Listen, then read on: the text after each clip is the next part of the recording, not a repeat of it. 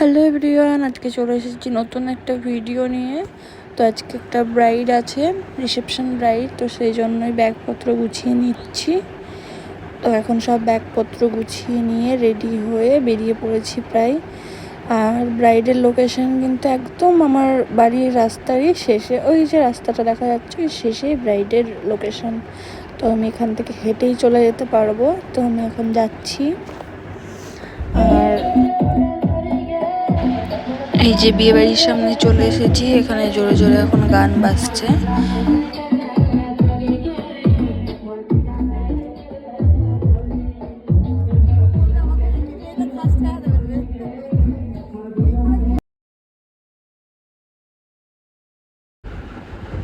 ব্রাইডের এখন hair crimping start হয়ে গেছে, প্রায় কমপ্লিট হয়ে গেছে এই যে, আর শুধু সামনের দিকটাই বাকি আছে।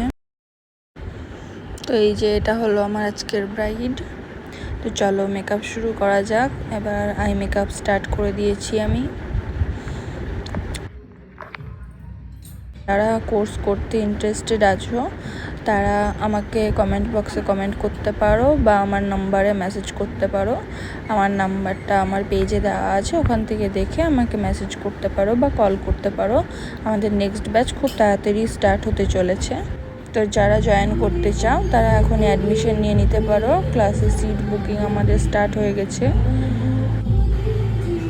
তো এর মধ্যে আমাদের আই মেকআপটা কমপ্লিট হয়ে গেছে, ক্লিপের মধ্যে নেওয়া হয়নি গোটা আই মেকআপটা আজকে। তো যাই হোক, তো দেখো আই মেকআপটা যেহেতু রেড আর গ্রিন শাড়ি পরেছে, তো সেই কারণেও আমি আই মেকআপটা রেড আর ইয়েলোর মধ্যেই রেখেছি। আর ওদের যেটা মানে চেয়েছিল সেটাও এরকম টাইপসেরই চেয়েছিল, তো সেই কারণেই এটা করে দিয়েছি।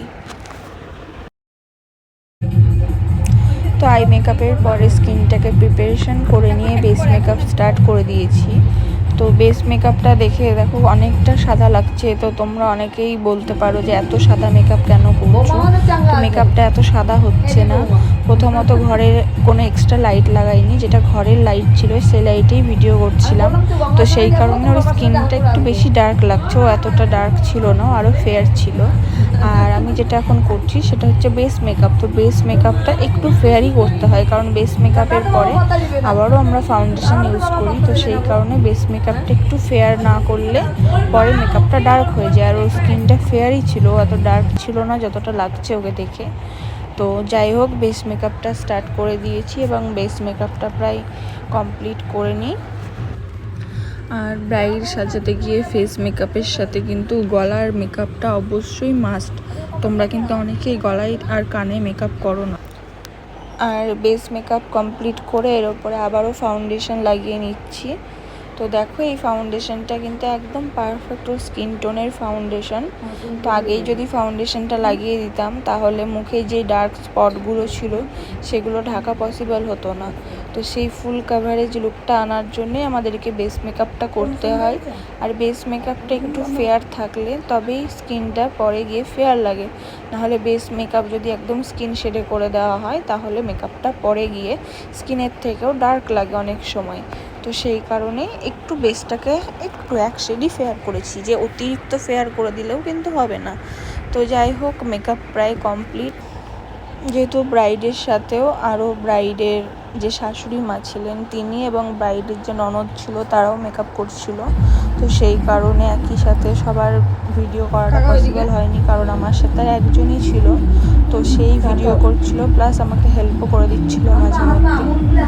তো মেকআপ লুকটা এখন পুরোপুরি কমপ্লিট হয়ে গেছে আর অ্যাডভান্স হেয়ারস্টাইলও করেছি। তো দেখো তোমরা কেমন লাগলো, আর কমেন্ট করে অবশ্যই জানিও যে মেকআপ লুকটা কেমন লাগলো। আর যারা ব্রাইডের জন্য বুকিং করতে চাইছো তারাও বুকিং করে নিতে পারো। আর যারা কোর্স করবে ভাবছো তারা তাড়াতাড়ি জয়েন করে নাও, কারণ সিট ফুল হয়ে যাবে। তো ওটা ছিল ঘরের ভিডিও, আর এটা হলো বাইরে যেখানেও বসেছিল সেখানকার ভিডিও। তো দেখো এখানে প্রপার লাইটটা আছে বলে ওর মুখটা প্রপার বোঝা যাচ্ছে যে মেকআপটা কীরকম হয়েছে। তো এখন নিশ্চয়ই বুঝতে পারছো মেকআপটা একদমই সাদা হয়নি। তো যেহেতু বিয়েবাড়িতে আমারও নেমন্তন্ন ছিল, তো আমিও রেডি হয়ে পরে গিয়ে কয়েকটা ভিডিও বানিয়ে নিয়েছিলাম।